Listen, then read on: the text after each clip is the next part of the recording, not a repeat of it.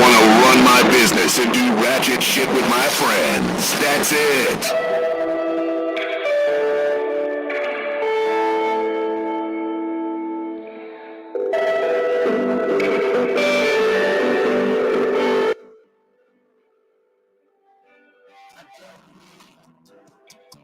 Stress on so my ways.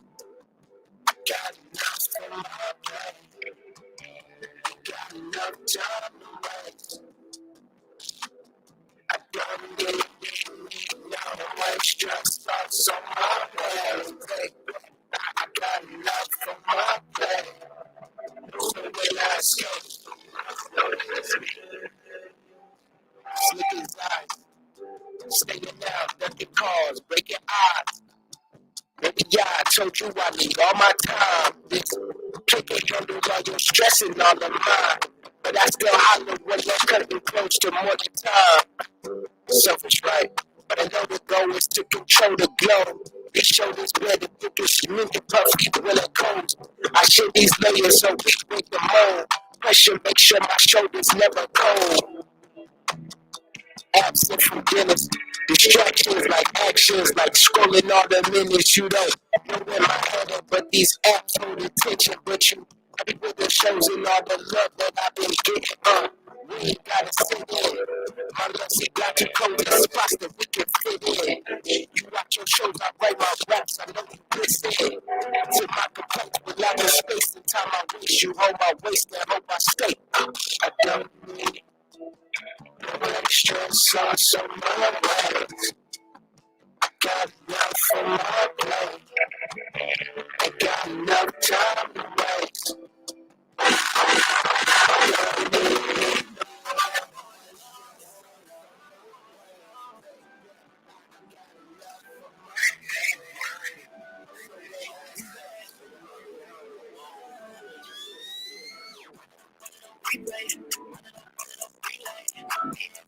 Three days.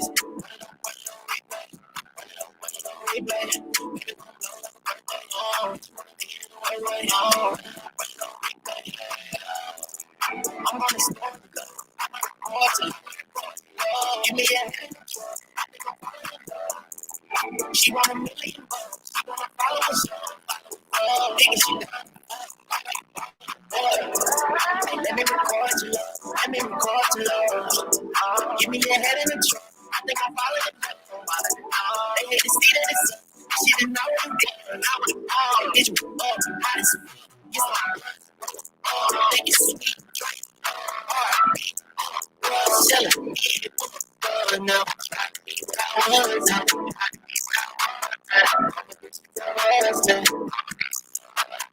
That nigga ain't budging.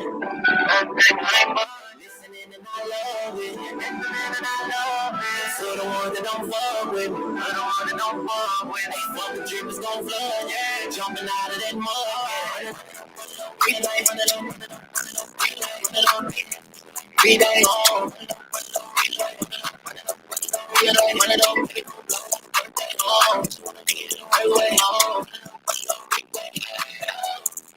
I'm gonna stop it though. I'm gonna record to love. Give me a head. She want a million bucks. She wanna follow us. Nigga, she done.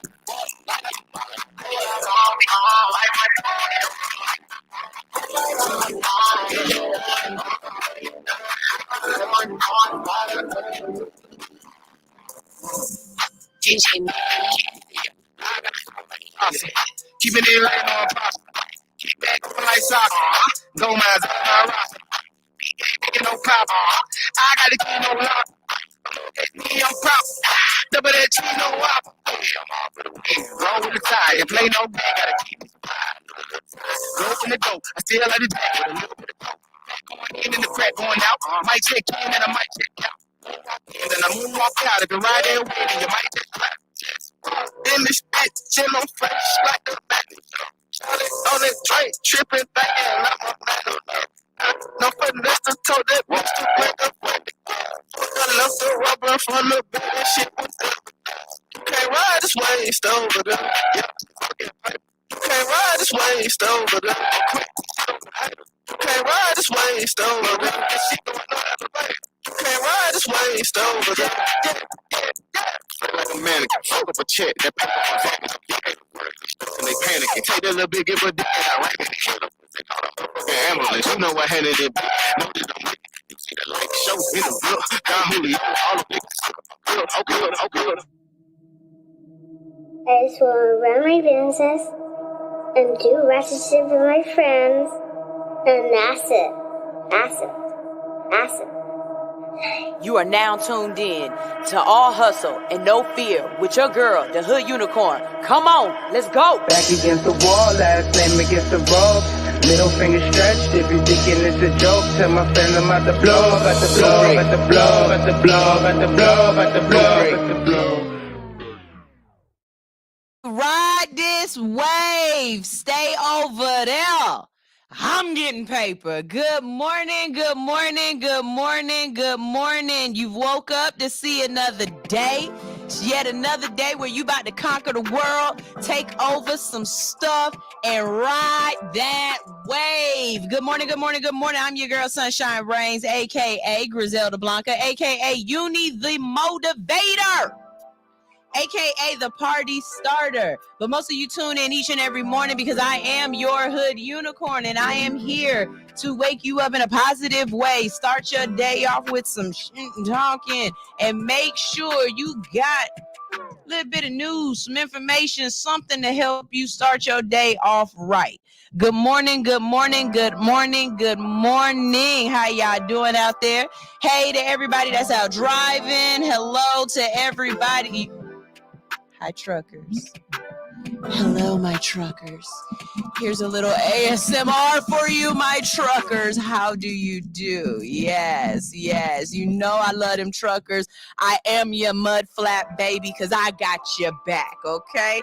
Don't play with me. Play with them lot lizards, okay? What's up? We're going to get this thing a-langin' today. Get it started in a positive way. Have y'all, just ready to do some things. Good morning. Hopefully y'all like the music this morning. It was brought to you. I think that was a DJ. No, that wasn't instrumentals. That was definitely a DJ main event mix. Y'all make sure y'all check him out. We've got another Art and Spark coming up. So y'all make sure y'all check that out because Art and Spark is always a big fun time, okay?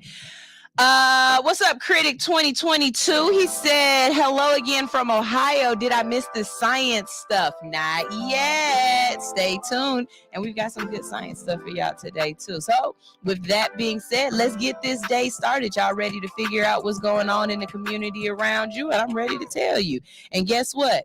It's Thursday. This week has went by so fast already. It's already a new month. We just had January. Somebody slow the earth down. It is time for our first segment of the day. And our first segment of the day is WIDs. That's right. We like to talk about WIDs on Thursday. Why do we talk about the cannabis? Well, because there are a lot of people who went to jail for cannabis. There was a lot of people who were convinced that cannabis was wrong. There are a lot of people who were told that they are degenerates and dope heads and dope addicts because they felt as though this plant that God put on this earth was beneficial for them. And for years, they have been stigmatized, ostracized, and it has been taboo in our communities.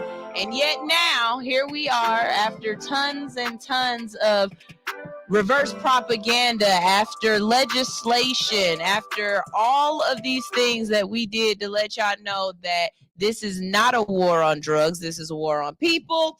You've decided we're going to slowly decriminalize this. And as you have started to decriminalize this, you've allowed certain people of certain communities to win, while other people of other demographics and other communities continue to lose. So if mainstream media will not bring attention to the atrocities, if mainstream media cannot bring attention to the my brain is saying hyperboles. That's not the word I'm looking. The hypocritical nature of this, then I will. I'll bring you the news. All right. And that's what I've always tried to do, is just to bring news for people who want news that makes sense to them. That's why you tune in to All Hustle No Fear, because the news is more generated towards you and what you find important, not what the media outlet or what propaganda wants to feed you. Okay. So that's why y'all tune in here. That's why y'all tell y'all friends to tune in here. And that's why you come back every day. If you wonder why I explained this, it's because some of you have never been here before. So I have to continuously explain who I am and what I am over and over again. Remember, you must introduce yourself until you don't have to introduce yourself. And then you still introduce yourself because your grandmama taught you right. Okay? Okay? So there's my introduction. Here we go. Let's get this thing started. We've got POW.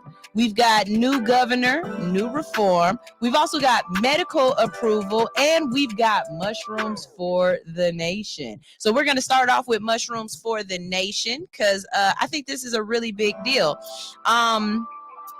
A Mexican senator to file a psychedelics legalization bill with U.S. congressmen backing international reform push.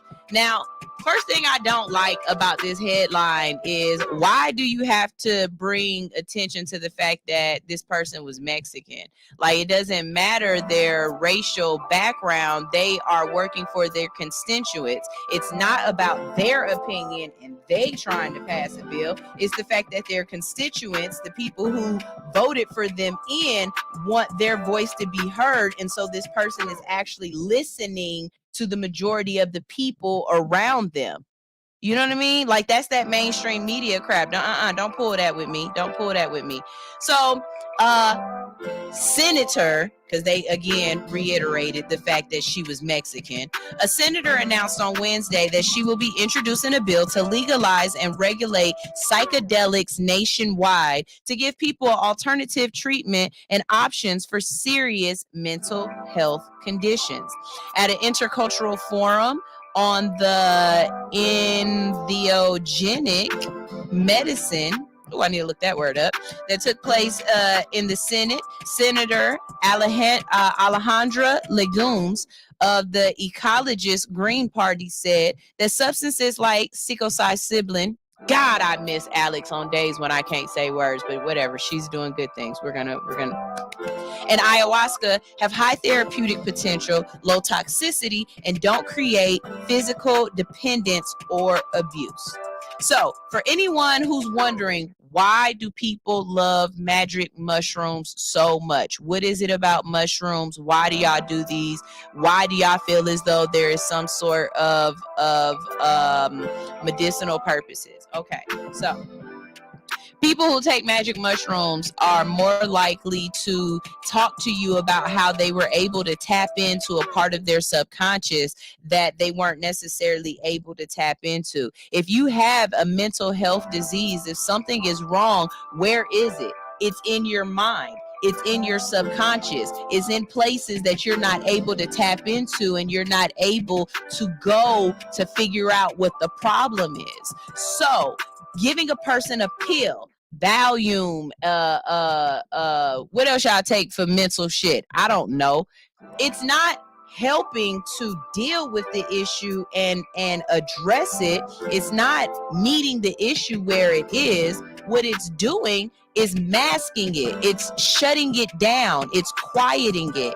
And in that sense, in that moment, on the inside, there might be a numbness, but on the outside, the side effects are horrendous. People don't have the ability to take care of themselves. They're in mental fogs and coma, not to mention the stomach aches and the horrible side effects that come with taking different pills. But if something just grows like this, it's out of the ground, you don't have to change the chemical composition of it, and it has the ability to possibly help you tap into your issues. Why not? Why not? Unless you're telling me that you want me to be a drugged out zombie. People who are terminal find multiple and amazing benefits from mushrooms. People who have PTSD, who have been victimized, they have amazing results off of things like ayahuasca. I tell people all the time, magic mushrooms are an emotional drug. And what I mean by that is whatever emotional state you are in when you take it, it is going to heighten that. I have seen people literally take mushrooms and write a dissertation of all the crap that was in their mind that they had to get out.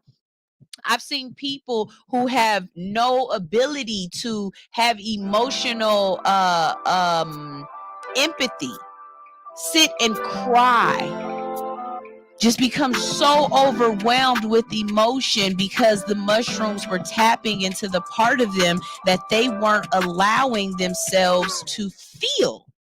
Don't tell me that mushrooms are bad.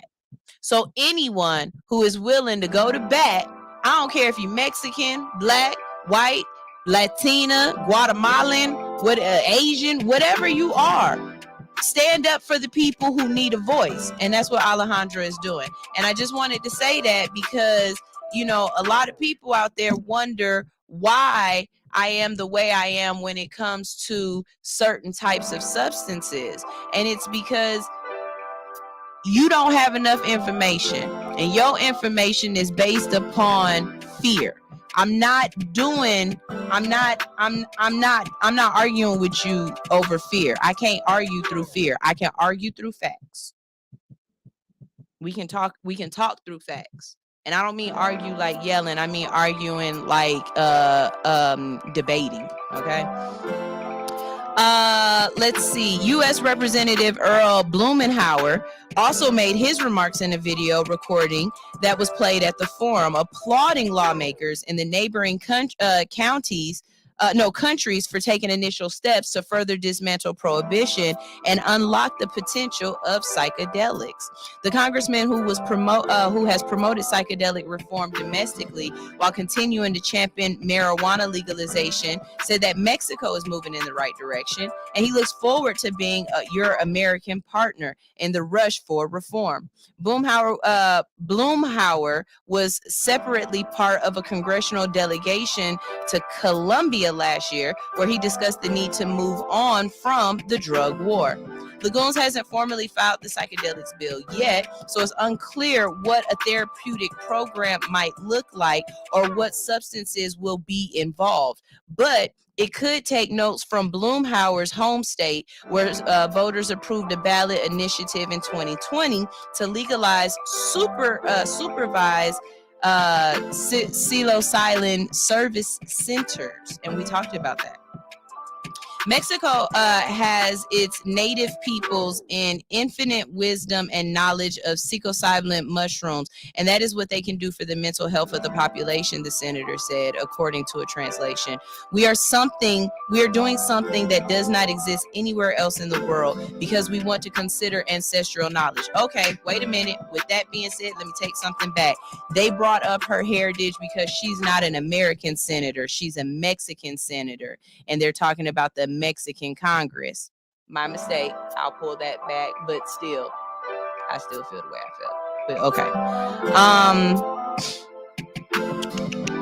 But we also want to take into account what is happening in the world and not be left behind. She added that the forthcoming legislation must be informed by knowing how we integrate ancestral knowledge with the reality of biomedicine. What are the public policies and the best response to the needs of the majority, and how to avoid extra activism and guarantee access, among others. It is unclear whether there is strong enough appetite for psychedelics reform to advance the pending bill, but Mexican lawmakers have struggled to enact legislation to legalize recreational marijuana despite a Supreme Court mandate to end prohibition. Late last year, the presidents of Colombia and Mexico announced that they would bring together other Latin American leaders for an international conference focused on redesigning and rethinking drug policy, given the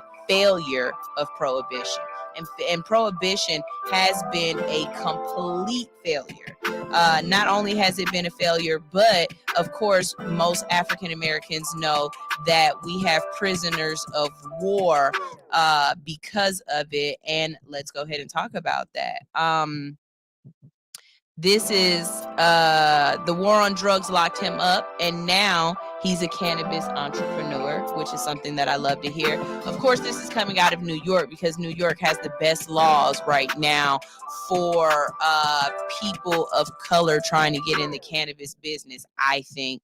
But I could be absolutely wrong, and it could be some other places that have that are doing their part. But so far, from what I've heard, it doesn't seem like Colorado is doing their part. California is trying, but New York is the place to go if you're really looking for that reform.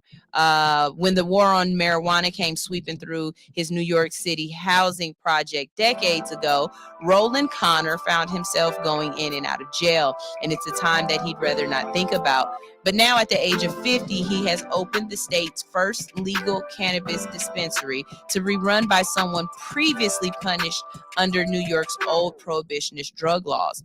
The shop in Manhattan's Greenwich Village, called Smacked, opened to the public last Tuesday with the state's support. It is New York's second legal place to buy recreational marijuana, but the first to benefit from a program set aside dispensary licenses for people with pot-related drug convictions. Connor is also receiving support from a $200 million public-private fund to aid social equity applicants for the state's tightly controlled supply of dispensary licenses. The money is intended to help redress the ravages of the war on drugs, especially in communities of color. When people come together passionately to fix something, they can actually make things happen. And I'm living example of that now, said Connor as he prepared for the store's opening.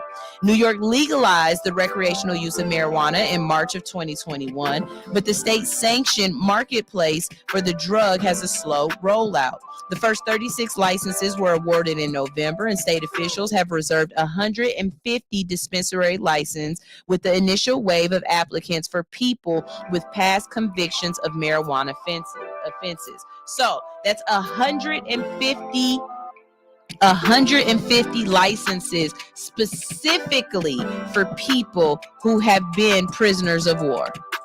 150 licenses. Look, when we talking about the gold rush, everybody was going to California. Everybody was going west. Right now, we are literally having a green rush, okay? I think the place to go is up north right about now. I know he is not just leaving the house for school. Y'all? Okay, my bad, my kid. Y'all know how I be watching this door ring thing, and my son's supposed to leave at 8:15, and he is 10 minutes late. He missed that bus, and I know my husband gonna have an issue. Okay, but going back to what I was saying, 150 dispensary licenses, this is a very big thing because there are places that have legalized recreational cannabis, but they still haven't allowed people to even get dispensary licenses, let alone have some set aside specifically for POWs.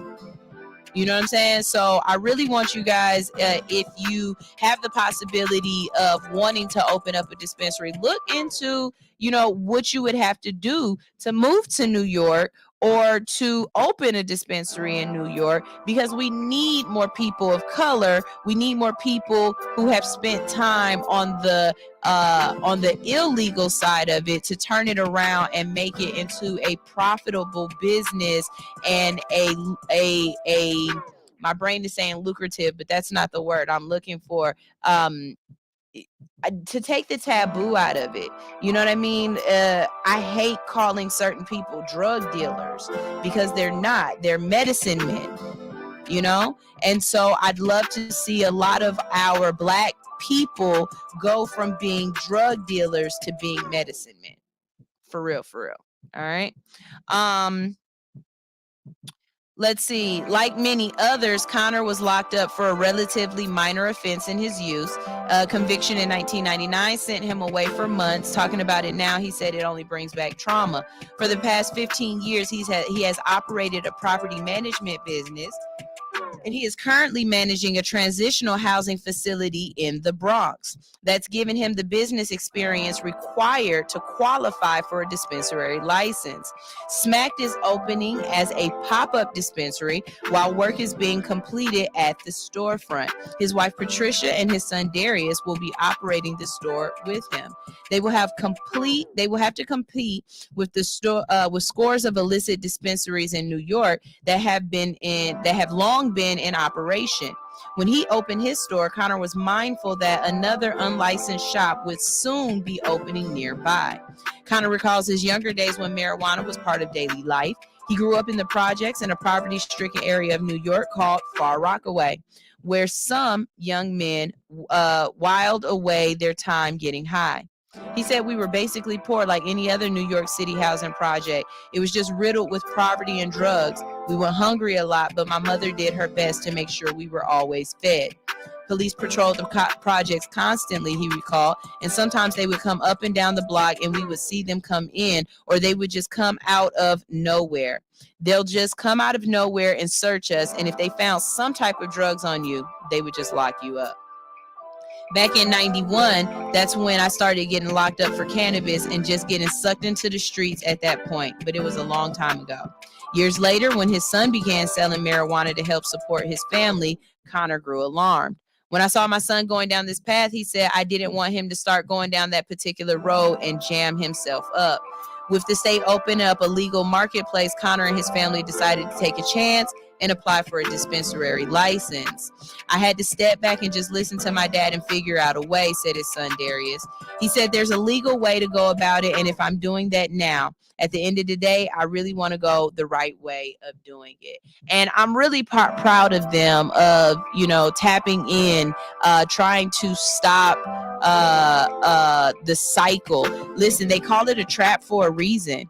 You stand in the trap, you buy out of the trap, you go to the trap for a reason, because it's an endless cycle of continuous go back and forth. They let you out, you go back in. You can't do anything while you're out because they put in systems in place to make it difficult for you to find housing with a drug offense, to be able to get a license for to do things like be a cosmetologist or a mechanic or any other state licensed ability. They stop you from being able to get jobs. I said housing already. So then therefore the only other thing that you can do is to go back to the trap to be able to make money to feed your family. And once you're back in that trap again, they're just going to go pick you back up and bring you right back where they took you. You know what I'm saying? So find a way out. Find a way out. Because this can't be it for us. This can't be the only thing. We cannot continue to not only be prisoners of war, but to be putting ourselves in the prison, knowing that there is a war. You've got to find a way. Bill Murray said the most dangerous thing about cannabis is getting caught with it. Okay? I need y'all to be careful with this. I need y'all to be careful, but I need y'all to know what laws are being enacted. I need y'all to know what's going on, and that's why every Thursday we talk to y'all about weeds. All right? We got one more for you. They got a new governor in Maryland. Not only is it a new governor, but it's a black governor. And this man is coming into Maryland, changing shit quick, okay? So, new Maryland governor releases $46 million for an adult cannabis use program. On his first day in office, Maryland Governor Wes Moore directed the state to spend $46.5 million to set up the recently legalized state's, oh my goodness, these hiccups, adult use cannabis market. Voters elected Moore, a Democrat and the state's first black governor. At the same time, they voted to legalize recreational marijuana in the state.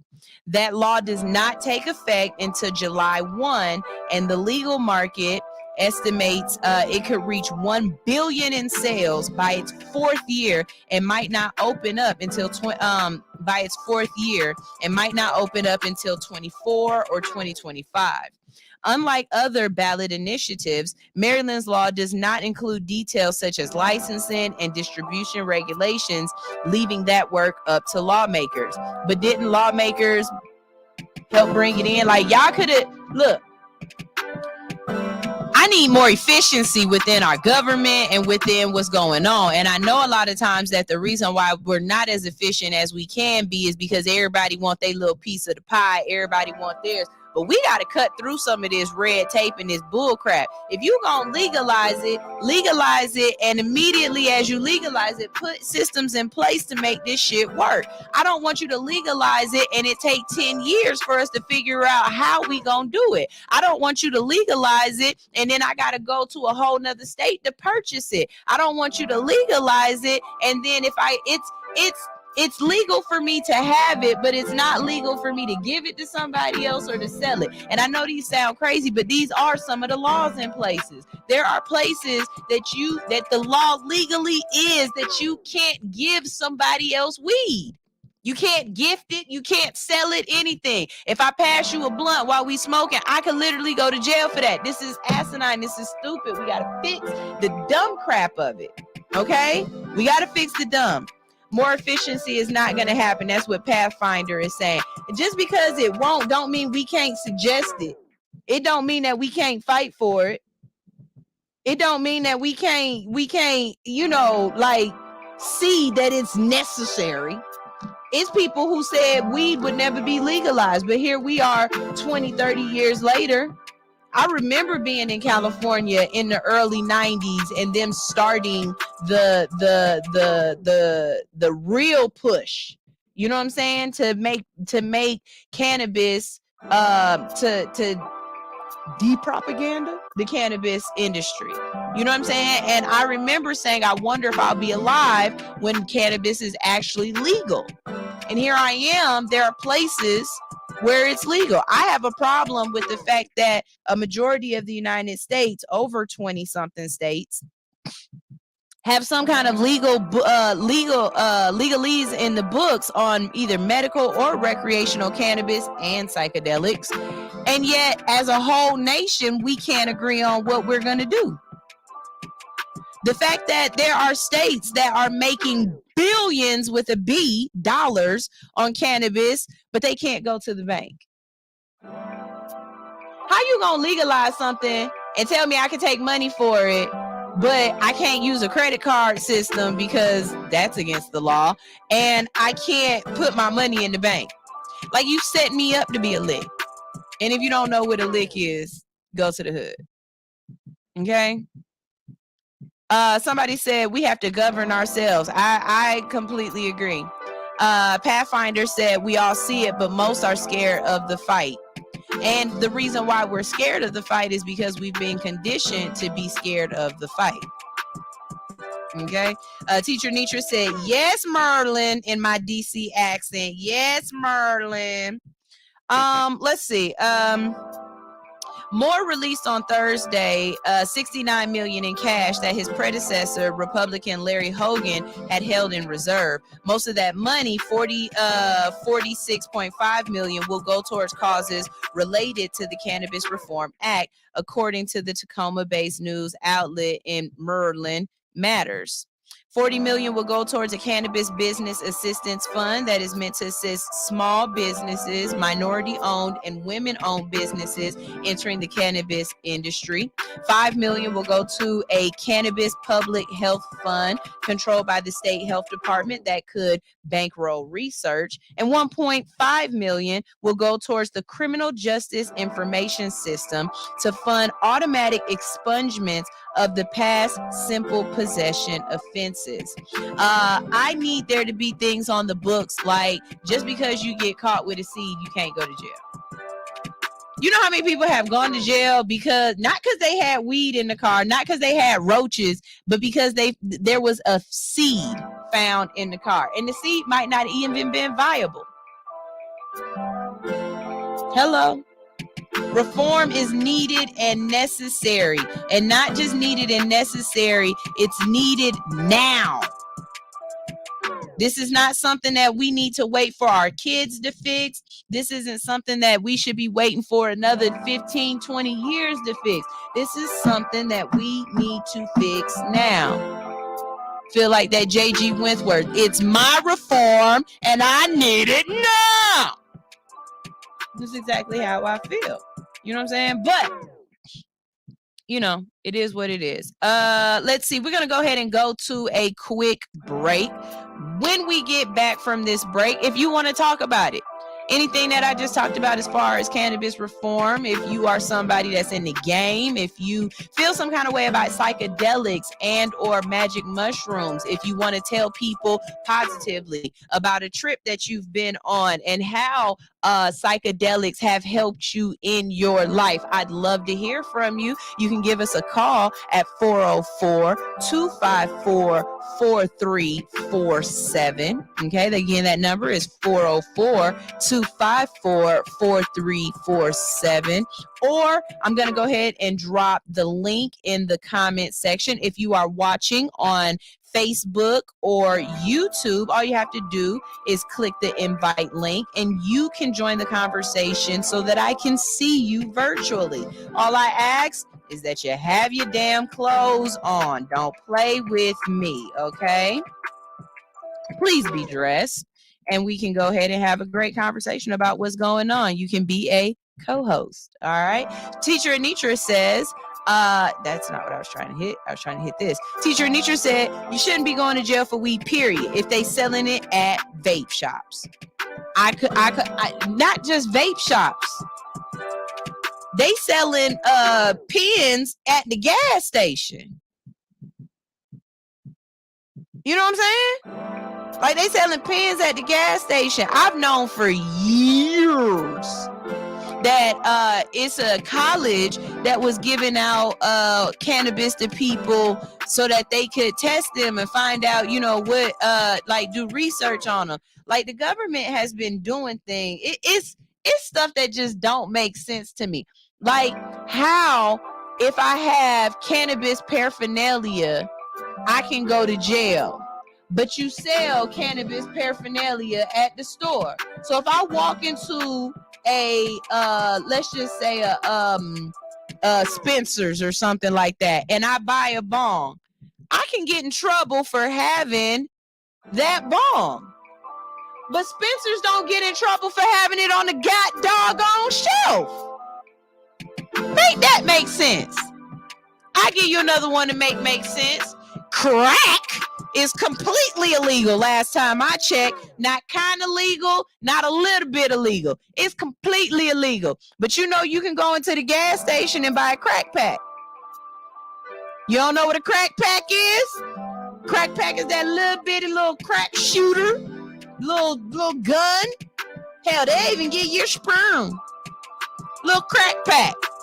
But crack is illegal. Don't play with me. Don't none of this make sense to me. It just don't make sense. And I don't laugh at me, Pathfinder. I'm for real. You laughing. But for real, it don't make sense. And I've actually watched a community here in Atlanta get mad at a gas station about that, and they shut that gas station down. It took them like 90 days. This was like 2 years ago, because I actually had some of the organizers on my show, and Alix was a part of the protest as well. But they sat out there, rain, snow, it wasn't snowing, but rain or shine, for about 90 to 100 days, and picketed this particular gas station because they were doing things like selling loosies, they were selling crack packs, and it's like, don't come into our neighborhood as outsiders and poison our neighborhood and then leave and go back to your neighborhoods and live right. Ain't nothing right about that. Period. Just saying. Start a conversation. Click the link. or call me 404-254-4347. Whatever it is you feel like. Send me some stars, hearts, clovers, balloons, whatever y'all do here on Instagram, or on TikTok. Whatever you got to do. But show me that you agree with what I'm saying, or if you don't agree with what I'm saying, pull up. Call me and tell me what you're feeling. Okay? This is All Hustle No Fear on Hits 92.3. We are going to a quick commercial break. When we get back from that commercial break, we've got more, okay? Up next is my favorite segment. We've got Weird Science. They found the oldest condom. Yeah, they found an old condom. And we gonna talk about it, all right? Also, would you let your waitress be brain dead? Would you like a brain dead? I mean, not a brain dead, but a paraplegic waitress. I'll explain it later. Don't worry about it. China be doing some things. This is Teacher Anitra said, not a crack pack. Crack pack, crack pack. Crack pack, crack pack. We gon' get high today. Crack pack, crack pack. Yeah, Teacher Anitra is just like in the Dora the Explorer voice. This is All Hustle No Fear on Hits 92.3, the real definition of internet radio. We'll be right back. You are now tuned in to Hits 92.3 ATL, the real definition of internet radio. Download the app in the Google Play Store or the iTunes Store, and make sure you tune in each and every day to all of the dope shows that we have on this platform. Mundo osso angola wala contenta. Kizua kiwanda tuwababa ne utute. Mundo osso angola wala contenta. Okay, I got it. Mundo osso angola wala contenta. Okay, I'm at these niggas' neck. Yeah, bitch, I done came up on a check. Feeling like an S up on my chest. It's the best of the best. Attitude on Kanye West. Give a fuck if a nigga feel pressed. I guess it just was time for it.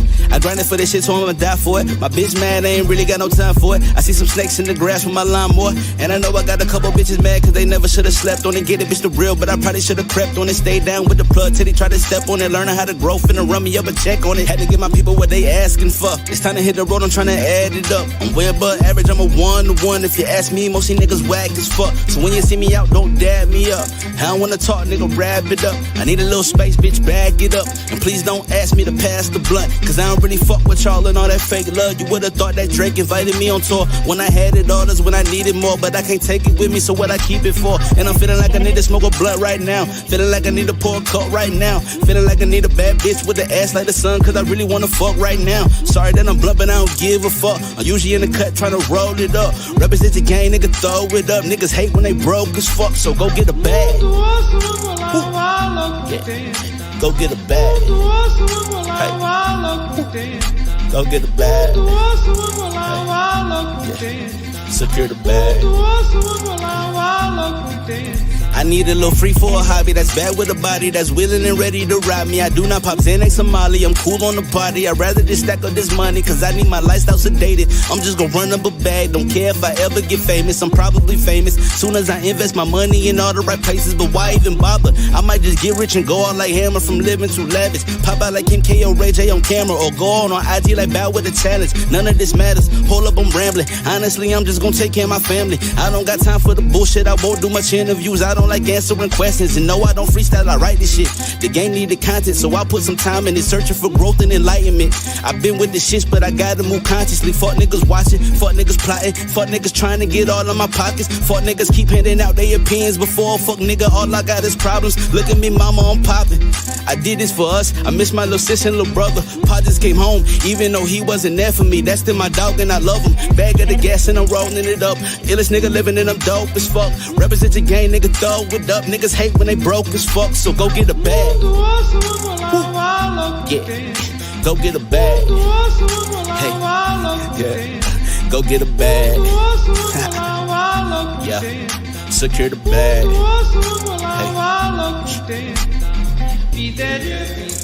Hey, still don't have to, nigga. MLB FOE.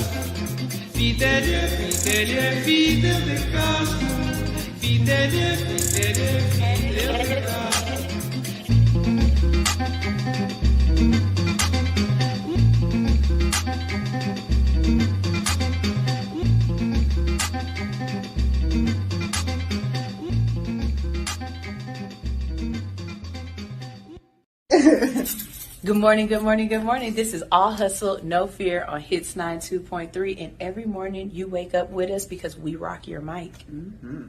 How big is your mic, Sunshine? Big enough to interview you with.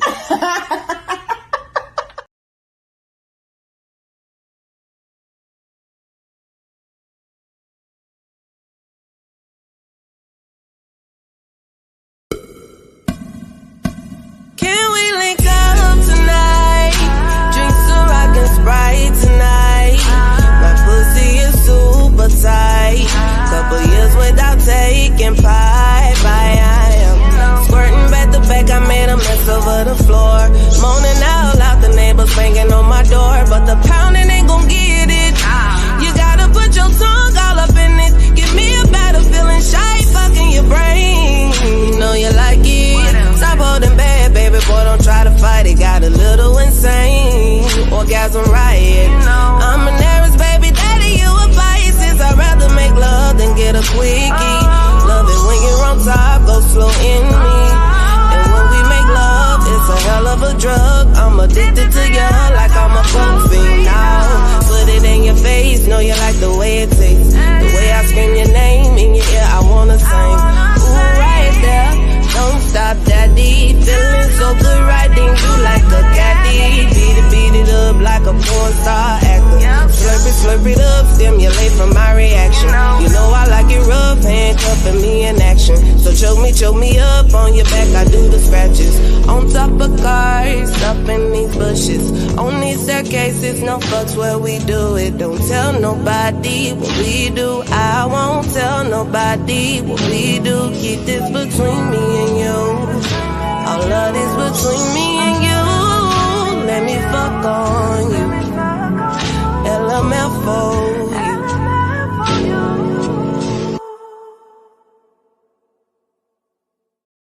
Come back real quick because I had to introduce this next song. Hey, I want to give a big shout out to T-Mo Goody. It is his birthday today. Happy birthday, T-Mo Goody of the Goody Mob. We absolutely love you here at All Hustle, No Fear. Y'all make sure y'all go check out that show that he was on. T-Mo is top of the AA.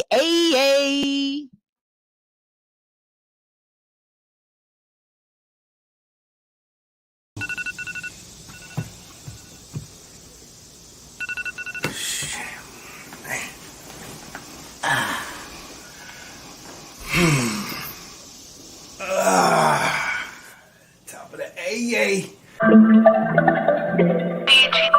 It's the top of the AA. It's the top of the AA. It's the top of the AA. I'm up in that this money. People think it's funny. We walk when I be running. I need it in a hurry. Look out that body curvy. Her man looking worried. Don't wanna have to bury your tail tuck scurry. I don't want no problem. I'll be the one to solve them. Don't fight over no bitches. Too many in the world. She's never really yours. You're never really hers. My vision full of blurs. These niggas looking scared. Looking like a coward. Your attitude is sour. You do it for the minute, I do it for the hour. God gave me the power, grace and gave me mercy. Haters wanna curse me, but their weapons didn't prosper. Satan tried to hurt me, chocolate like a Hershey. New York out to New Jersey, like James, I'm worthy. He see a G coming, but I don't wanna. If I did, she's a goner. We be smoking marijuana in some corner of the AA, the top of the AA. Of the AA, the top of the AA. I'd have her in a sauna by the end of the night. We'd be under the moonlight. By the end of the night, we'd be on Versace sheets with a bottle of Bel Air, looking up at the stars with just a few cares. Fingers through your hair, playing truth or dare.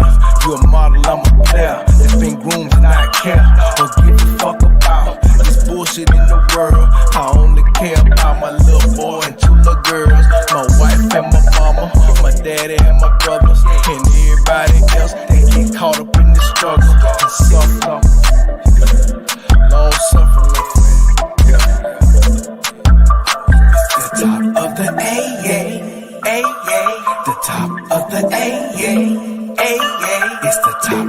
AA. The top of the AA.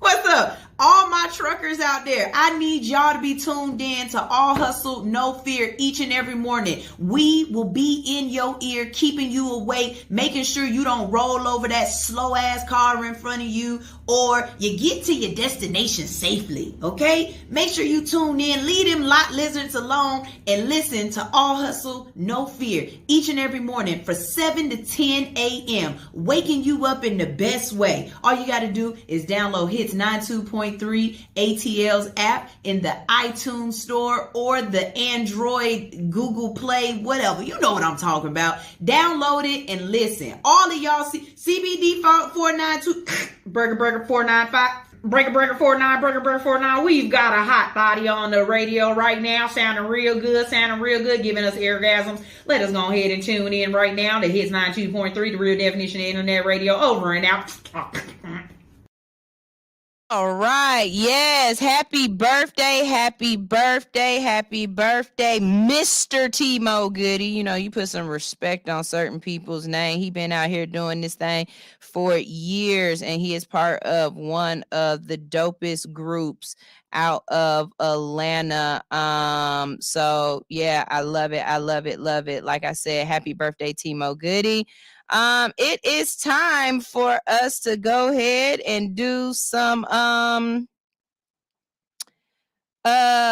weird science. Tune in. I'm trying to tell some people to watch. Tell some people to watch. It's time for us to do some weird science, and I promise you, the weirdest science news always comes out of Asian countries. And the reason why is because they countries is big on science and technology, and they allow their people to, you know, venture off and try new things. They don't allow the government to stifle technology and research and stuff. So they coming up with things that I've never heard of before. I've never seen people do things like this before, and this kind of stuff is crazy. But you know, crazy is, it's always crazy until somebody else does it, right? And then once somebody does it, another person does it, and another person does it, and then all of a sudden it's just not crazy no more. But Japanese cafe uses robots controlled by paralyzed people. I'll let that sink in for a second. Think about what I just said. Yes, that's what I just said. They have a cafe where they got paralyzed people, and these people are controlling robots with their mind. Okay, here we go.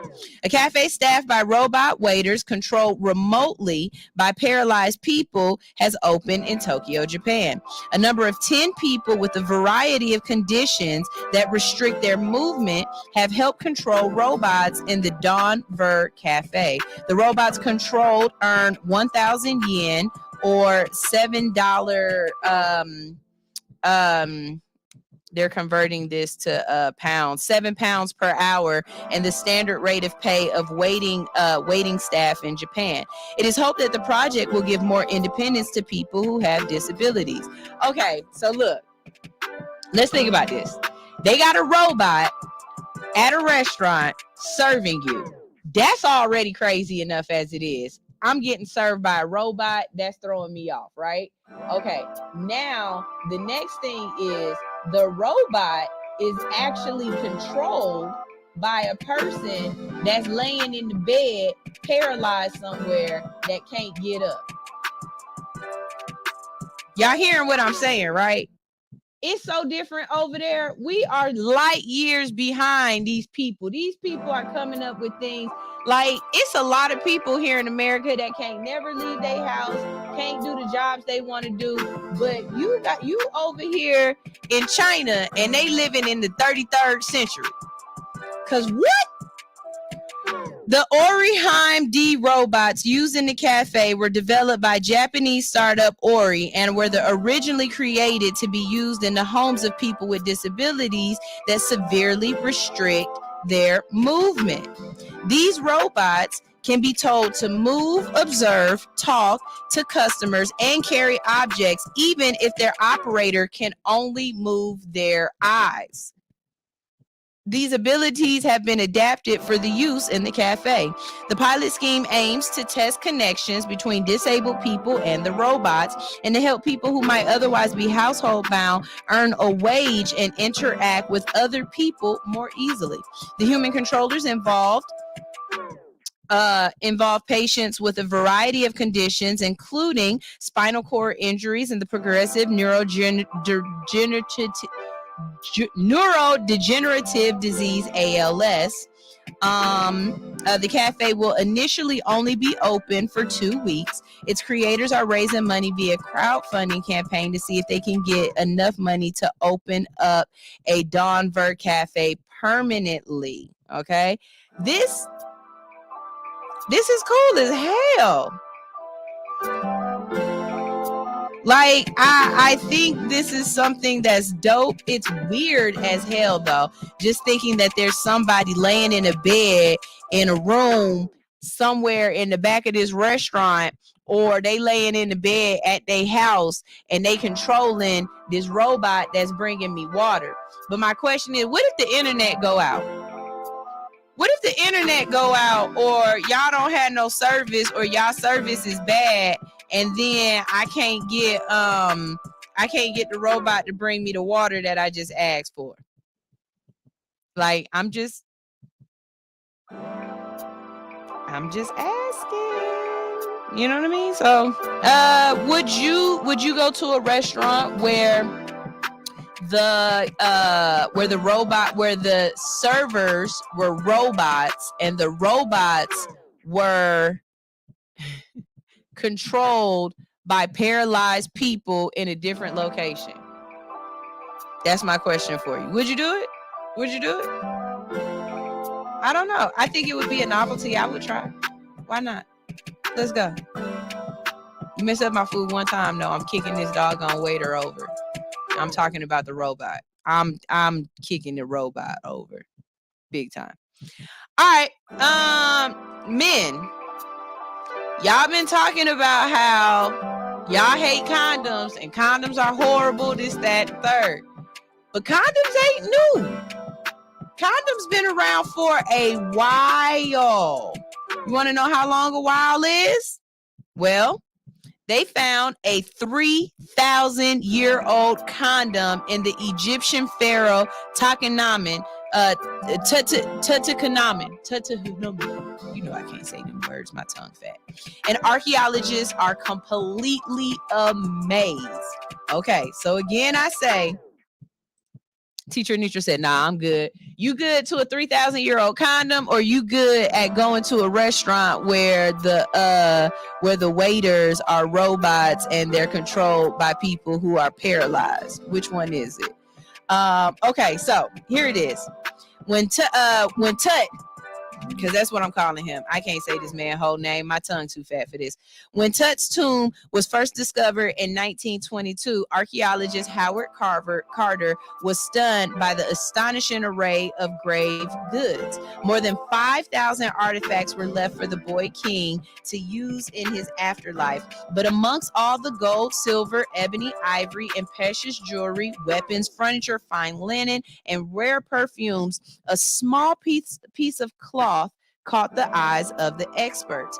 It was King Tut's condom, and apparently it was deemed essential for him to take into eternity. So, y'all, the way this thing looked, she said, I'm good to both of them. The way this thing looks is it looks like a little condom, but it looked like it had a string that wrapped around his waist. So, you know what it looked like to me? You know when y'all went to that dirty store, Frederick's, and they had the little dicky hammy, the little thing hammies, things, hammocks The thang hammocks. That's what they had. They had thang hammocks, and it could look like a snake, or it might look like a elephant, and his thang fit through the trunk. Y'all know what I'm talking about, right? Okay, them things right there. That's exactly what it looked like, except without the elephant ears. Okay, Tutankhamun's condom, which contained traces of his DNA, consisted of a sheath made of fine linen, soaked in olive oil, and then attached to a string that would have tied around his waist. Don't y'all complain no more about lamb skin, sheep skin, latex, or anything else. These folks back in the day was using linen. I know that had to soak up the juices. Ain't no way in hell you gonna tell me that they soaked up the no.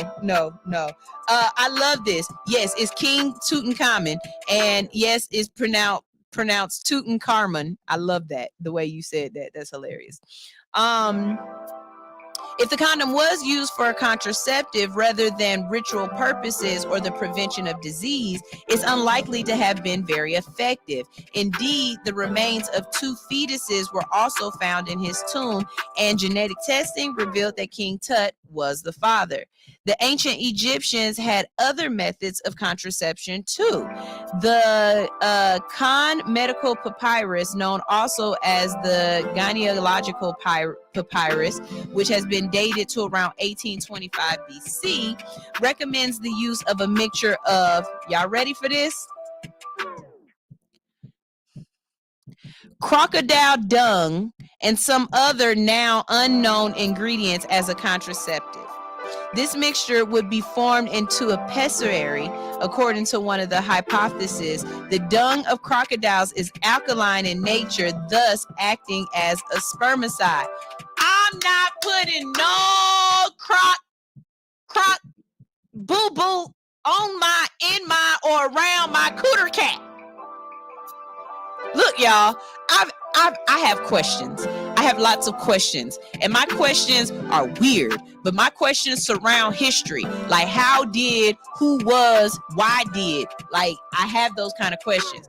Who was the first one to give oral sex? Because I'm not oral sexing you if you got crocodile dung on your thing. I'm not oral. You talking about, y'all talk about the cooter cat smell like fish now. You think crocodiles ain't a fish?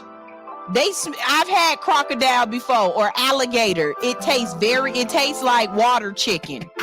Okay, so where do you find crocodile dung? Like, do you just jump in the water and pick out a big thing of mud? And humans be too smart for their own good. Like, humans be way, yes, I'm looking at the photo for the article. It looks chafy. Do you understand what that means? It looks like I said, it looks like it sucks up all the juices and berries that were left behind. Okay. In the ancient Chinese used to fashion sheaths from silk paper soaked in oil. In Japan, they used tortoise shell or animal horn that was used to cover the glands only. The Archaetic Dukas tribe of New Guinea had a female condom made from a specific plant, and Muslims and Jews during the Middle Ages covered the penis in tar or soaked it in onion juice. I'm not sucking on your thing if it got onion juice on it. And you definitely not inserting no onion juice in my cooter cat. Y'all, the things that we used to do not to have kids. Well, when the first well-documented outbreak of the sexually transmitted disease syphilis occurred in the 15th century among French troops, The need for something to protect against disease became more essential, and linen sheaths soaked in a chemical solution were widely adopted. What chemical? What chemical, sir? Y'all don't care about the women. But then again, if you soaked it in a chemical and it's on your thing, that's bad for you too, sir. That could be very bad for you too.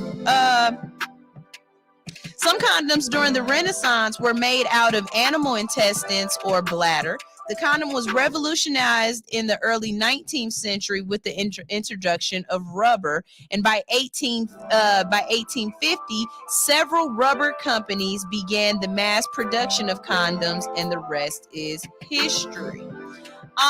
Listen, I want to say this, okay?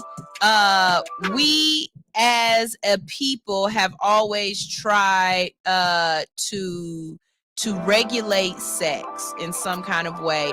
Of late, we try to say, abstinence, which I think is a horrible way to regulate sex, because our kids are doing dumb stuff because you won't teach them how to protect themselves during sex. If people in the ancient times were trying to protect themselves from sex, I ain't seen not one ancient hieroglyphic yet that means abstinent. Y'all found a hieroglyphic yet that say abstinent? I ain't read in not one Greek term or one Greek story about abstinence. This is a Christian thing, and of the last century or two, okay?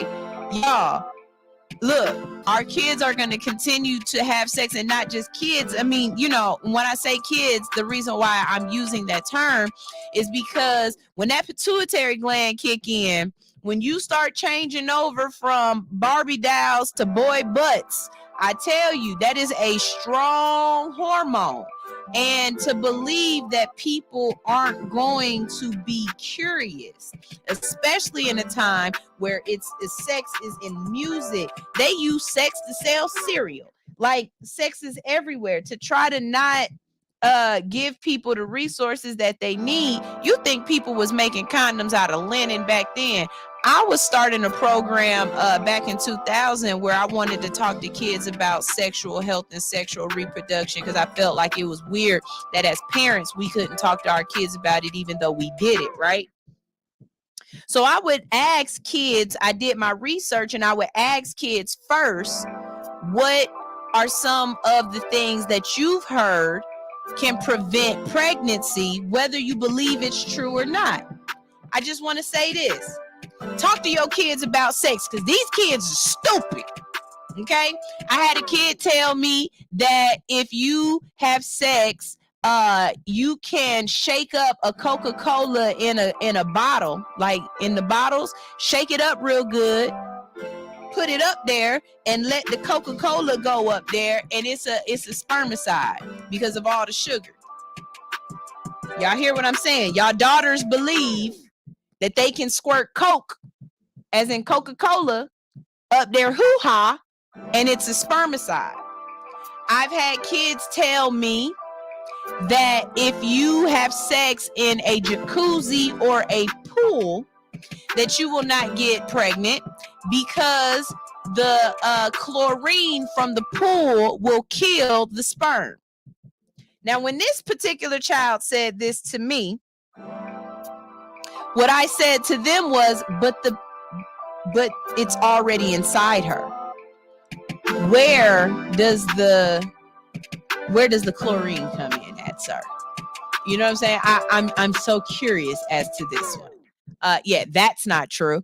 And my absolute favorite of favorites will always be, I had a young man tell me that you can make a condom.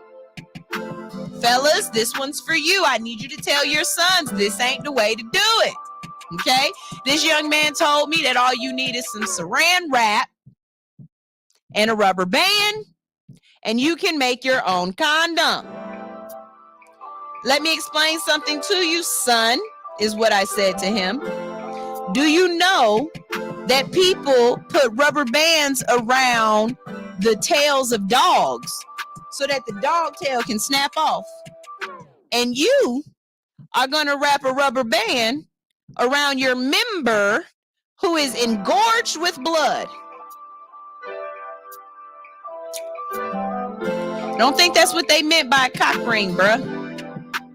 Like, we have to talk to our kids about sexual safety and sexual health and not be all weirded out by it, because then they'll be out here making linen condoms with olive oil. Y'all over here cracking up in my DM, in my message, but I'm for real, y'all. This is crazy. Let me see what y'all saying over here. Shout out to Ro Kimmy, coming straight from the UK. Mr. Grant ATL said facts. Ro Kimmy said, amen. You talking big facts. Abstinence is a Christian modern thing, best reserved for nuns and priests that vow that lifestyle. I don't even agree with you allowing nuns and priests to be abstinent, because they ain't never abstinent. They just having sex with people who can't have babies. They just having sex with teacup humans.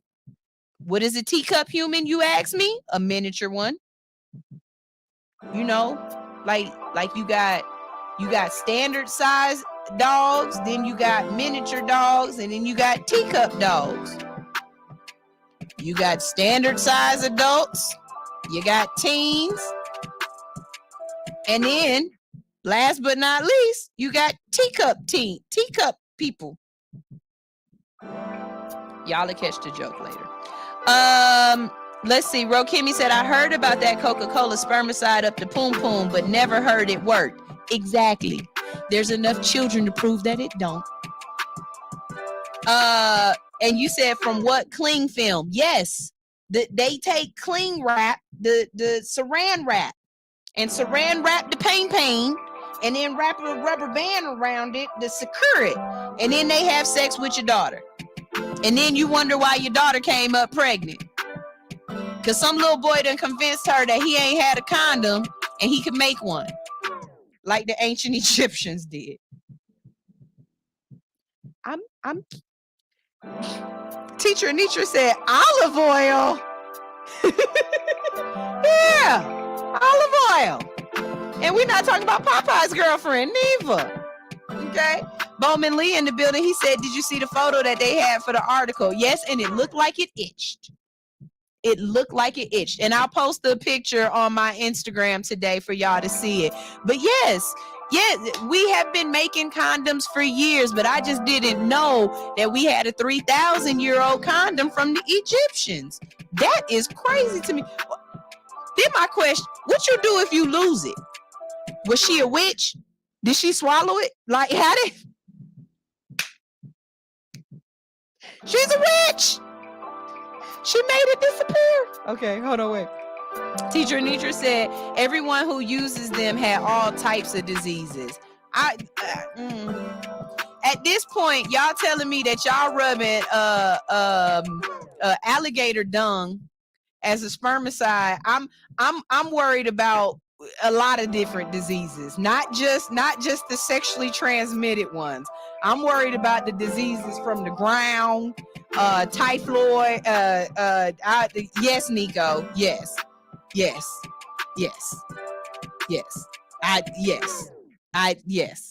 This is what your folks is doing now. Who created the IUD? And why do you think abstinence is a great idea, Bowman Lee?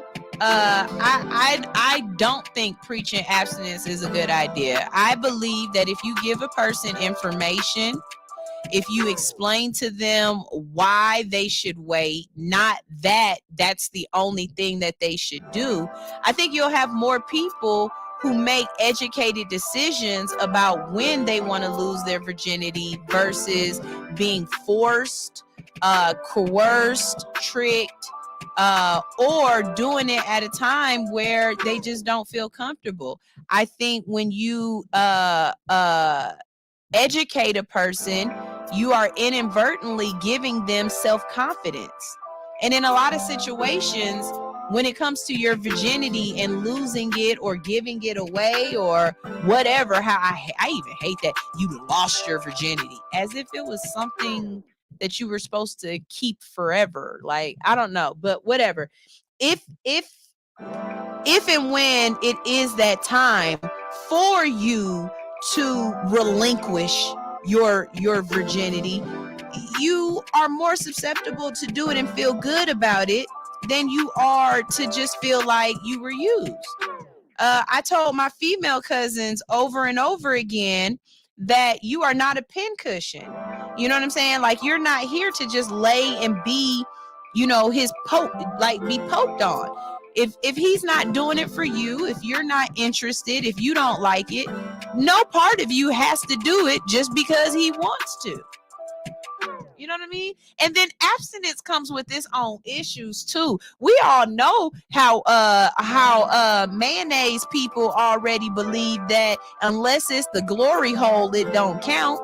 You know what I'm saying? They'll let you stick it in the nose, the ear, the booty hole, the mouth, and everything else, but they don't call it sex until it's in the vajayjay. And I don't get that either. You know what I'm saying? If in my mind what we doing is sexing, I don't care what hole you put it in. You could rub that thing across my doggone elbow like this. We had sex. You had sex. Oh no. Let's see. Rokimi said, for real, they probably created new diseases from their methods using the alligator boo-boo. For real. And Real Bowman Lee said, for the record, only women have virginities.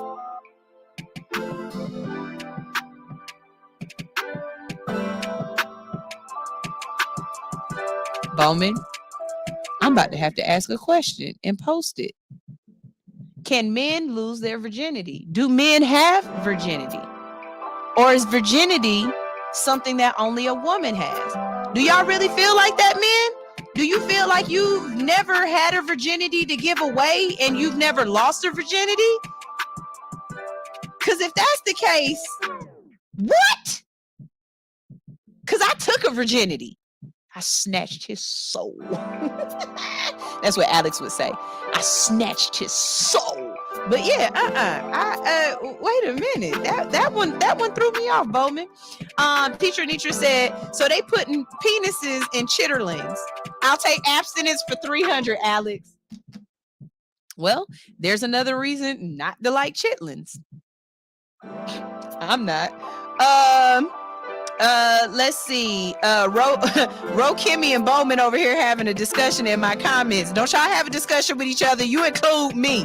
Ro Kimmy said, Bowman, are you referring to a woman's biological hymen? And then Bowman says, men have wet dreams, so it's impossible to be a virgin for a man. Women have a hymen.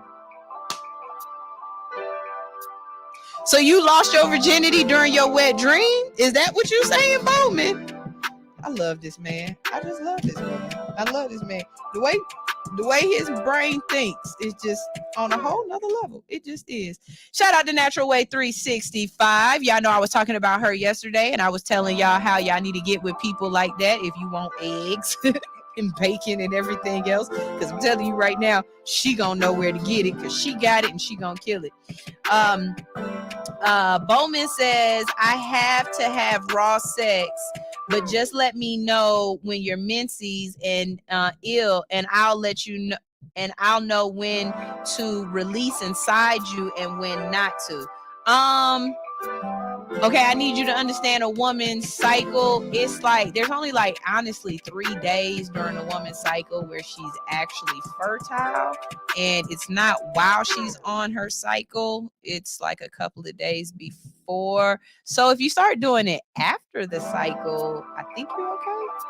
And that's crazy because I'm a woman and I should know, and I don't. I honestly don't know when I ovulate. You know why? Because I take birth control every day because I'm not having it. I'm taking birth control until this uterus bottoms out. Okay, I'm not having another kid. Let's see. We got some more comments here. Ro Kimmy said, aha, okay, cool. But sex is not the same as a wet dream. Also, women have orgasms in their dreams. It's a female wet dream. Anyway, you got your views, and that's cool.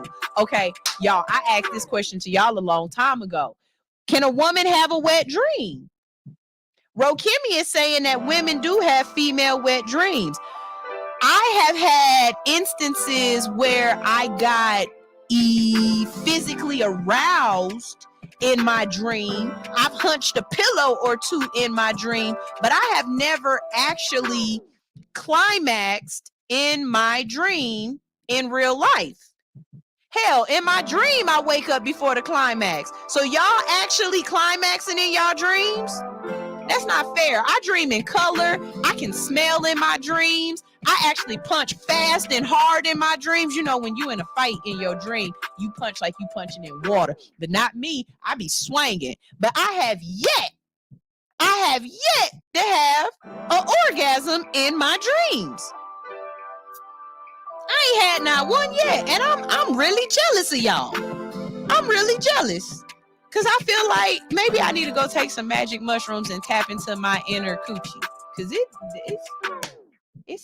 it's just not giving life like that. Let's see. Natural Way said it's a myth. What's a myth? Let me know. We done talked about a lot of stuff. What's a myth?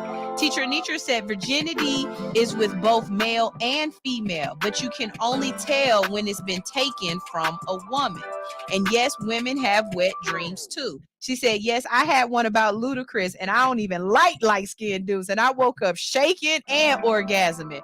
I'm jealous. The way I'm the jealous of my jealousies, I am just green with envy, because I ain't never, and I done had some dreams about some nice folks before, and I ain't never. Maybe my brain ain't tapped into it. Let's see. Ro Kimmy says, I know someone I used to be with. She used to wake up and tell me she was sensitive and dripping like she just came. Bowman Lee said, what in the succubus? Normally it's after having dreams about sex regarding, wow, that was just powerful regarding Ludacris's wet dream. Yeah. Teacher Anitra done tapped into something right now. I might have to move, bitch. Get out my way. But This is very interesting. So as always, y'all know I like to say that you can use my weird science facts and go to a bar and try to use it as a pickup line and pick somebody up. So, can you imagine going to the bar, sitting down as a guy talking to somebody and be like, hey girl, they've been using condoms for 3,000 years? I got a fresh one. Tell her, and it's not even linen and olive oil. Baby, it's Trojan. What's up? Speaking of condoms, fellas, every single woman out here wants to just tell y'all, for real, if you cannot fit in the gold Magnum wrapper condom, please don't carry it around. Because all you're going to do is piss me off. Once I see that gold wrapper, I'm imagining a monster. And if you pull out one of them things from Monsters, Inc., you know what I'm saying? Like a baby monster. And it like if the condom is loose, if you got room to wiggle in it, I'm be mad. And every other woman out here gonna be mad. So just be respectful and go ahead and buy your size. You know what I'm saying? Like, you might not need the gold wrapper. You might need a silver or a bronze wrapper. Ain't nothing wrong with that. Hell, some of y'all men walking around here and y'all just need a paper bag wrapper. Because it ain't that. And you lying, carrying around that gold wrapper that you've had for 16 years, and you just let it fall on the floor or something, be like, oh, yeah, I got it like that. Lying ass. Just lying. Teacher Anitra said, boy, I'm going to get me a boo off your weird science facts. Exactly. You'll come off very intelligent, worldly, knowledgeable. You need some weird science facts in your life. I'm just curious. Teacher Anitra says, sunshine. Say it again for the dudes in the back. Yes. I'm not mad that your thing was little. I'm mad that you convinced me that it was big and then I realized it was little. That's what I'm mad about. It's a lot of women out here who can deal with the motion of your ocean and be just fine with it. But you out here walking around talking about you got a yacht and you really got a dinghy and it's not working. Okay? Don't tell me I'm about to get on the SS Titanic and you walk up here with a minnow, that the one that the skipper and Gilligan was on. Don't do that to me. Don't do that. Don't you do that. Hey, Yoshi. Oh, how you doing? Let's see. Rokemi said, oh my gosh, you are killing me today. Please, no, don't die. I need all the listeners I can get. She said, please just get regular condoms because that is putting us at risk of unwanted pregnancy. That's how you lose them. That's exactly how you lose a condom because it didn't fit. And I've been kegeling and I sucked it right off. And now we got a bambino on the way because you bought the wrong size. I blame you, sir. I blame you. You should have got the one that when you put it on, you know what I'm saying? If you didn't do that, it was too big. You know what I'm saying? You got to hear the snap of it. It's got, you know what I'm saying? When you put it on, it that's how you know it fit. It's exactly how you know it fit. Teacher Nitra is over here cracking up, talking about baby sharks. You know what I'm saying? Hey, I'm telling you, y'all coming in here, do. There's no snap. It's no snap. It's been about 10. How old is my son? 13, 12? My son, 12. It's been about 13 years since I used a condom, so I don't know. But in the back of the recesses of my mind, I believe I remember it being a little snap. It wasn't a little, you pull it on and you get a. Maybe it's not a snap. Y'all hear that noise I'm making? It's a. You know what I'm saying? And then you pinch the tip. I'm not right.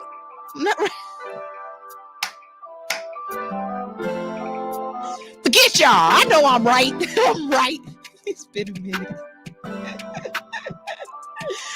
All right, y'all. All right, we got time for one Ask the Hood, and then we're going to play y'all some music and get out of here. It is Thursday. Y'all already know. Y'all stay tuned to the Hits 92.3 network because we got Karen the Connector coming up later on in the day. We got the Culturally Dope Show, and rounding out our day today on Thursday, we have none other than the Gumbo Radio Show, okay? Yeah, it's the snug sound. Yeah. See, Bro Kimmy said, I know that sound. It's the snug sound. It's the, you know what I'm saying? It's when all the air gets sucked out of the condom and it ain't nothing but skin and peen and it's stuck to it. You know what I'm saying? Maybe the snap is when you're pulling it off. When you pull it off, you got to hear that snap to come off because you knew it was on there right.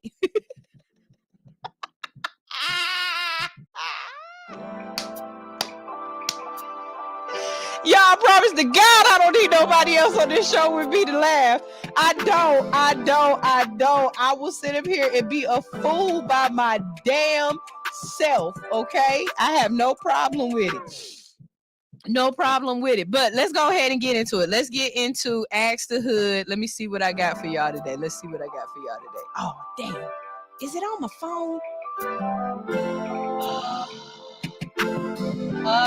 Y'all, okay, Ask the Hood is on my phone, so Bigo, y'all not talking to me anyway. I'm about to get off of here. All right, let me go away from Bigo. Y'all can always watch the show if you're liking it on All Hustle, No Fear, okay? Let me get off of here.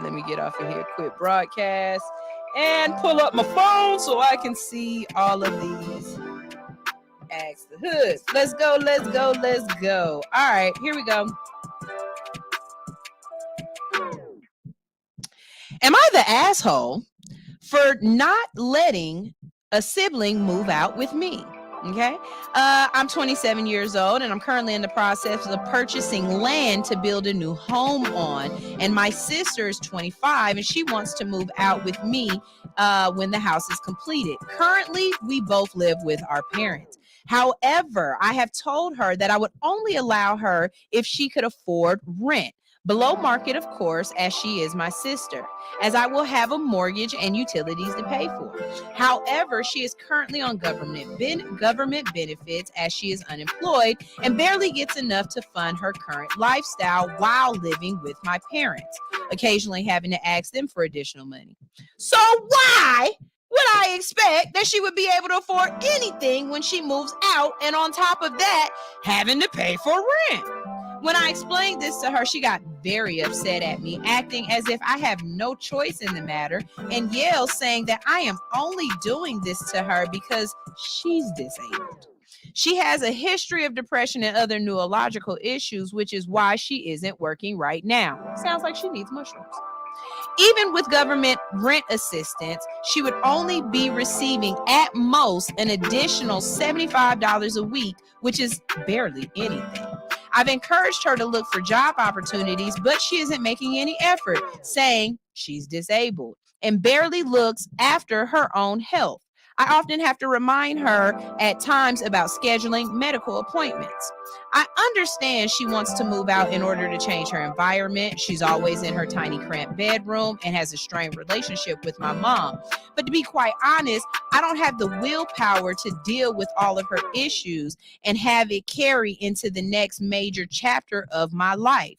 It's just the energy I don't want around me anymore. And I feel like it's not my responsibility, essentially.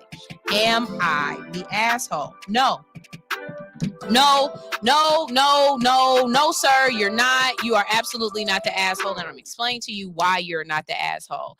Because everybody has a duty to themselves to take care of themselves. It is no one else's job to take care of you except for your parents. And even after a certain time, it's no longer your parents' responsibility. You have to become a functioning adult and a part of society. Are there people out there who can't function on their own? Are there people out there who need assistance? Absolutely. But just because we have a familiar relationship to each other does not mean that that has to be me. Okay. Now, if you at any point in time have the ability, some ability to take care of yourself in some kind of way, and you choose not to, it doesn't revert to me to make your life easier and to take care of you. And that's probably why your mom and her have the strained relationship that they have, is because of the fact that your mom realizes or sees that your sister is not trying at all, that she just wants to be codependent upon somebody else. Tell your sister to put on a cute skirt, go to the bar and find a dude and be codependent upon somebody else's life, but not yours. You do not have to be your sister's man. You do not have to be her caretaker. You do not have to take care of her. Completely, you are not the asshole. Okay. Let's see.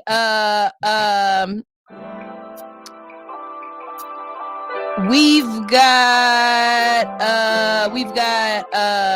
Rokimi. She says she 100. She was offended because the truth hurts and she isn't disabled. She's probably neurodivergent and needs to access support around life skills. I completely agree. People these days are using things like anxiety as a crutch. Look, anxiety just means that when you come up to a problem or issue, you aren't completely comfortable in that, okay? But you work through that. Right now, that is exactly what I'm doing. I wake up every single morning with a very, very strong bout of anxiety. I know it. My stomach be in my damn chest. I be in pain. I know it's anxiety. I know it's filtered around the fact that I'm doing this radio show by myself. There is no other show on this station except for one. She's a countdown show, but she only does an hour. But anyways, out of the 20-something shows on the station, everybody that does their show has somebody else in this building with them.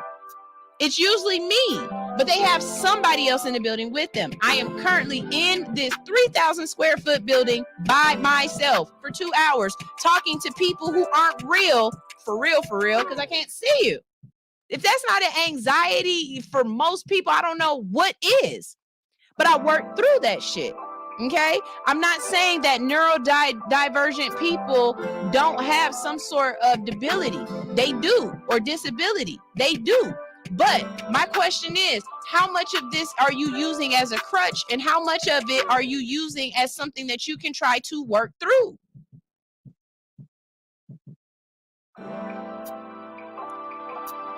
Yes? No? Maybe so.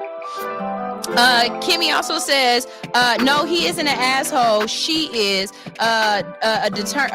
he is determined and driven young person who is building his life and needs people who won't hinder him from what the cost of living is, and high liabilities are not needed. I absolutely agree. What's up, Jew? How you doing? Switzerland Jew in the building. Yeah, teacher Nisha said, baby, you got this. You good. All right, I got one more for you. And here it goes.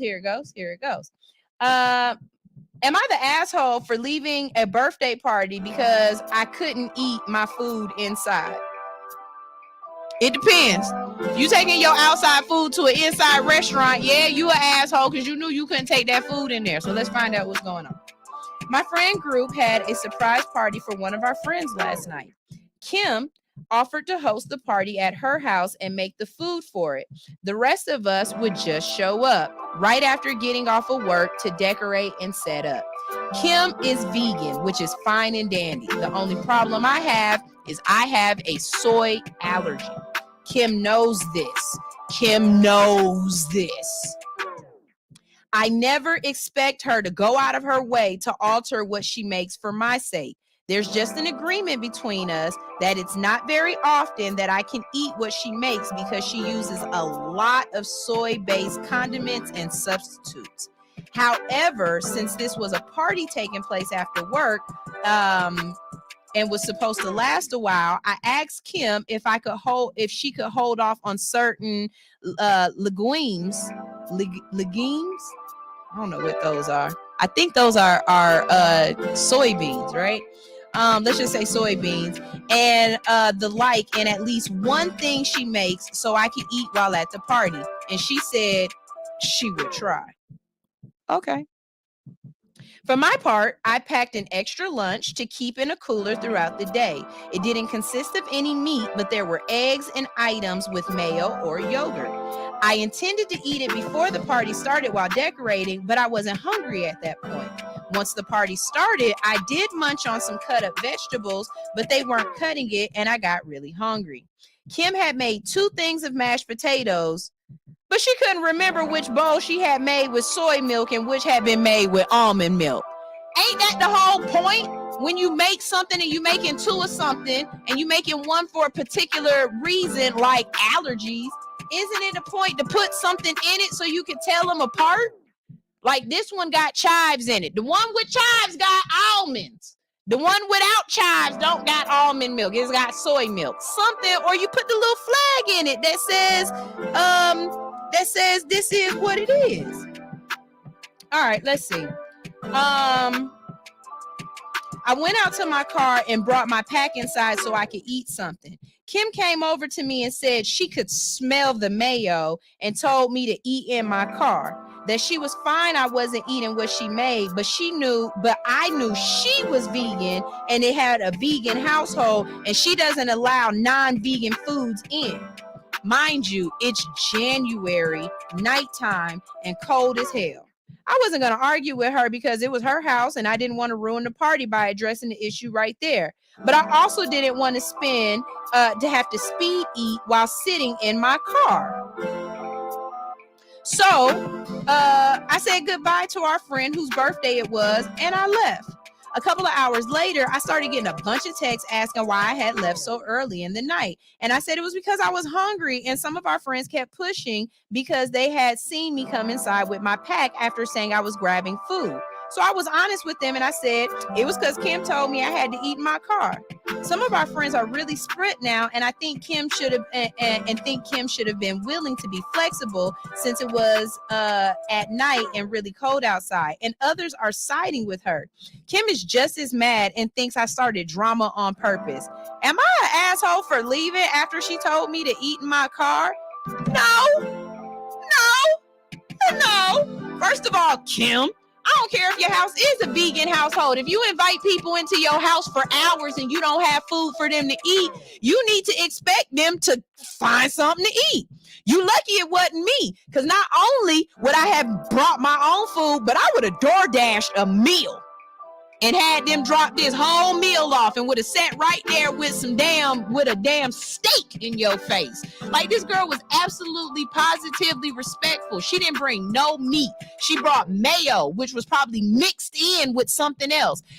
I don't understand, like, vegan people, this is exactly why we look at y'all sideways, because you take it too far. What I put in my mouth don't make you shit. Do you understand that? What I put in my mouth don't make you shit. So don't worry about me not being vegan. Don't worry about, what if your friend had a soy allergy? You're basically saying to your friend, you don't give a damn whether or not she has nourishment or not. And then to call her a drama queen, you lucky you didn't get the drama. Do you know how bad people act when they hangry? Do you know how people, I got a friend right now, my friend Kels. When this girl is hungry, she got an attitude. She can't think right. She can't speak right. She loses her shit when she's hungry. And you think I'm about to sit up here and be at somebody's birthday party celebrating them at your house while I'm hungry? No, sir, won't do it. Won't do it. And don't feel bad. If anything, turn that shit back on Kim. Kim ain't the only vegan. I mean, Kim wasn't the only person there that didn't eat meat. It's somebody else in that house that ate meat. It's somebody else in that house that wanted some substance. I'm telling you right now, if the only thing you got at your house for me to eat is a 3-bean casserole, I'm gonna leave your ass too, because I don't eat all them goddamn beans either. Don't nobody want to be sitting up here singing happy birthday to Putin and going on.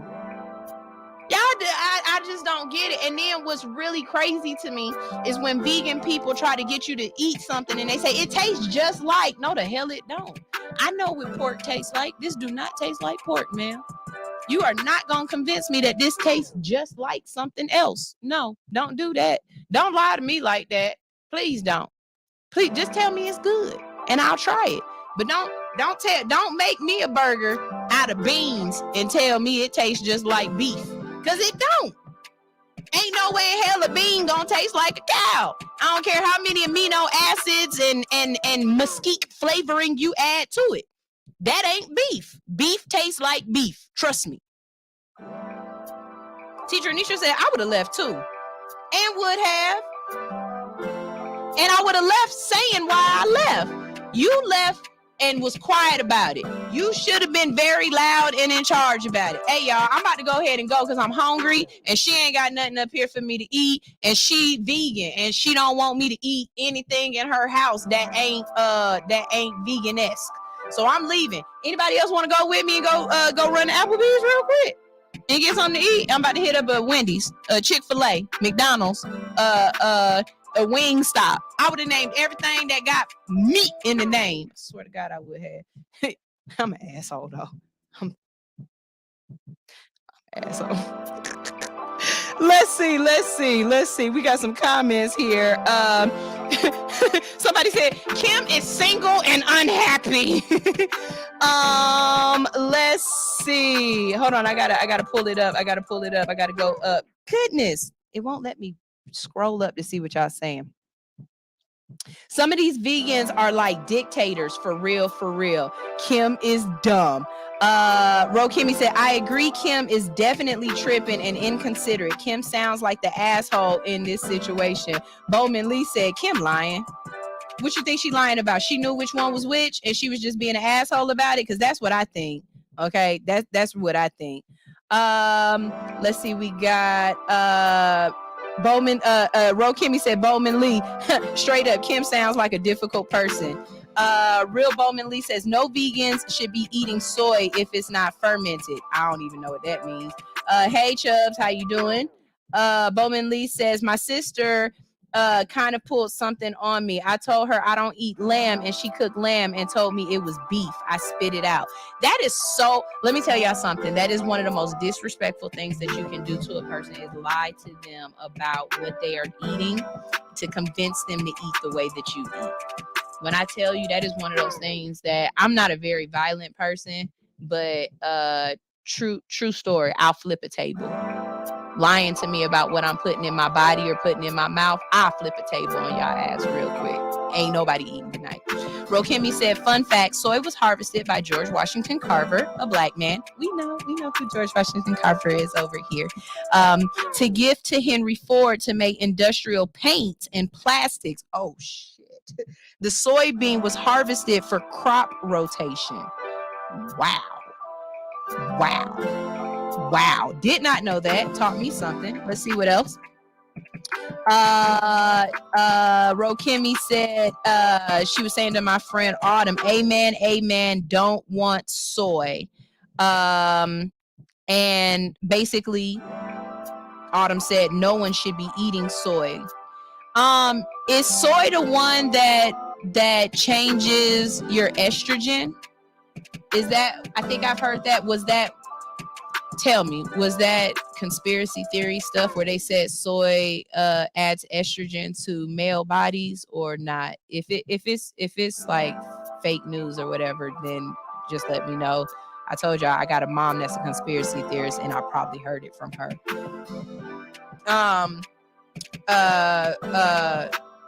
Autumn said she was lying about being able to smell the mayo. I've never heard a person say they can smell mayo either. Mustard, yeah, that shit smells spicy, but I ain't never heard nobody say they can smell mayo. So, okay, bet. Here's the answer. Real Bowman Lee says it increases estrogen when not fermented, and Rokemi says soy can disrupt hormone levels. You are correct. Okay, didn't know.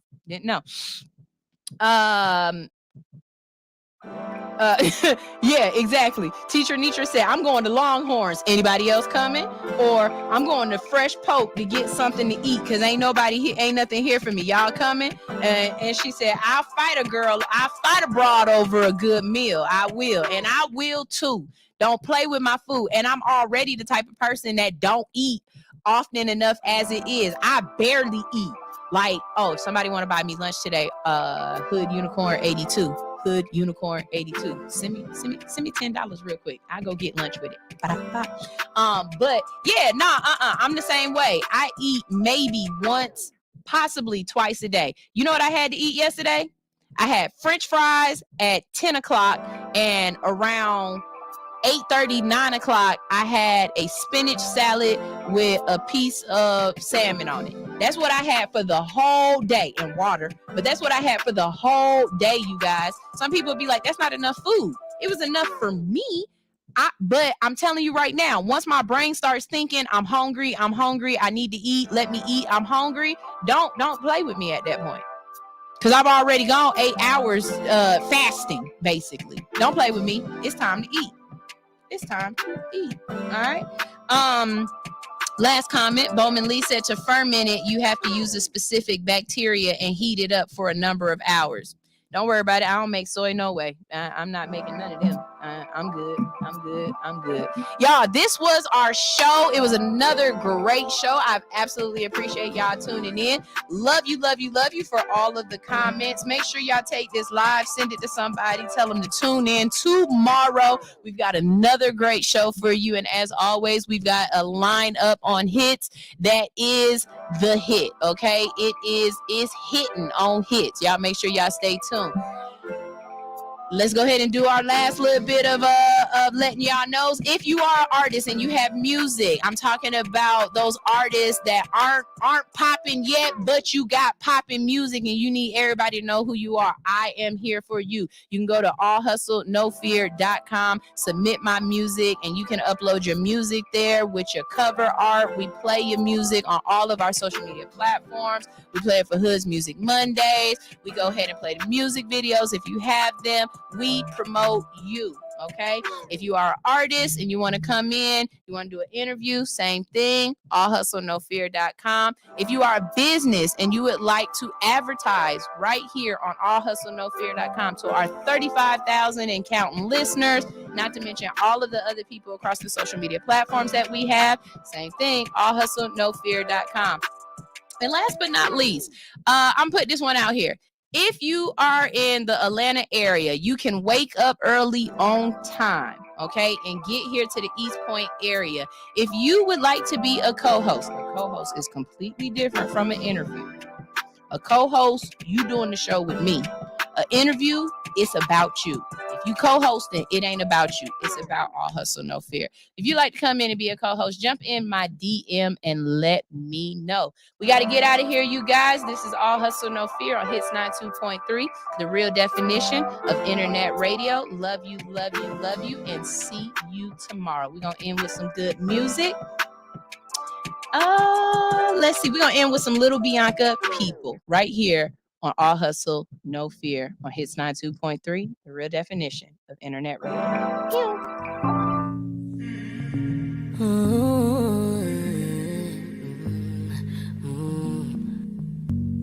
From Bamandait, Libyanka.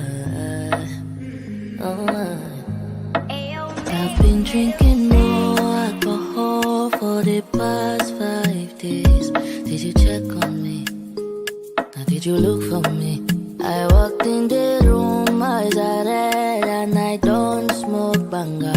Did you check on me? Did you check on me? Now did you notice me? Nobody will know the paranoia. Cause I put a smile on my face, a facade you can never face. And if you don't know me well, you won't see how buried I am inside my grave. Inside my grave. Cause you see people don't really know you. They don't really know you. Cause you see people, they don't really know you. They don't really know. I've been drinking more alcohol for the past 5 days. Did you check on me? Or did you look for me? I walked in the room, eyes are red, and I don't smoke banga. Did you check on me? Did you check on me? Or did you notice me? Oh, Holy Father, they drive over my head. Cause they make you no leave me deep. Oh, Holy Father, yeah. Oh, make you try to understand. Yeah, who can know that for you? Cause you see people don't really know you. They don't really know you. Cause you see people, they don't really know you. They don't really know. I've been drinking more alcohol for the past 5 days. Did you check on me? Or did you look for me? I walked in the room, eyes are red, and I don't smoke banga. Did you check on me? Did you check on me? Or did you notice me? I've been drinking more alcohol for the past 5 days. Did you check on me? Or did you look for me? I walked in the room, eyes are red, and I don't smoke banga. Did you check on me? Did you check on me? Or did you notice me?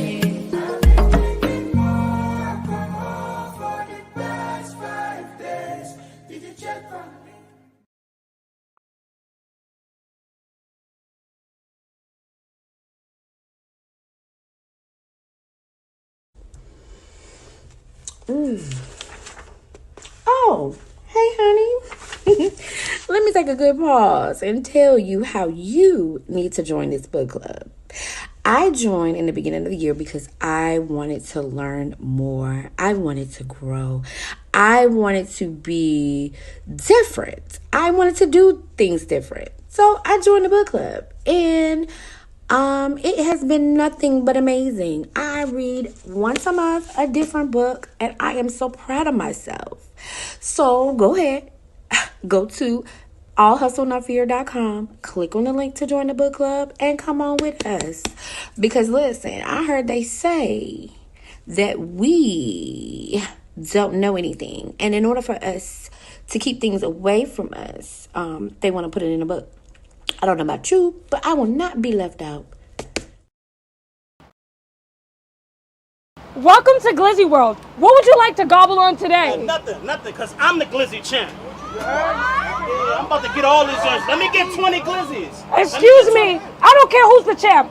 I'm Clean Glizzy. Get through the back of the line. Listen, that's not happening, all right? I want my Glizzies. Yo, what's up? Hey, yo, listen, I'm the king champ. Yo, y'all can't be doing this. Get it. Everybody shot. The whole world is dead. There was no one left standing. No man was left standing. Pick your mans up. Get your lick back. Still ain't get back. Last time I heard, he ratted. He told on everybody. Boom. Everybody shot. Gang.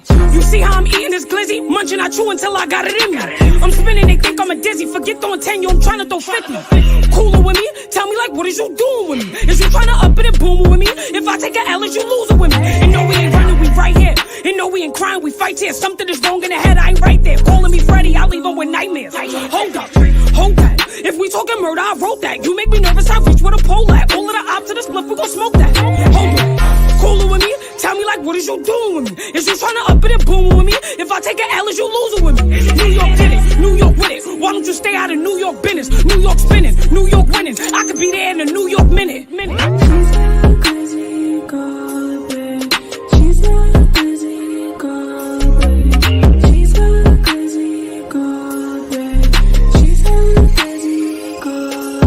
Gang. I'm tryna spin on the oppas, just like some kettles, you know I'ma pop them. Now with the fire, I'm up in the poli. Bet I could spin them like ring round the rosy. I'm not a killer, but I got it in me. Brody got packed up cause he moving silly. If you buy what you rap, put a stain on it. If I'm dissing it, I'll put a name on it. One lick, two lick, bro grab them, I'll grab him. Send the location, you know I'ma pop up. Hang up with Ricans and we do the cha-cha. Devil told me that I cannot prosper. He lied, Hakuna Matata. Spray it, spray it, spray it, spray it. Come to my block and we gon' get the spraying. Told him I love him, but I was just playing. Nah, don't run. Nah, don't run. Don't run.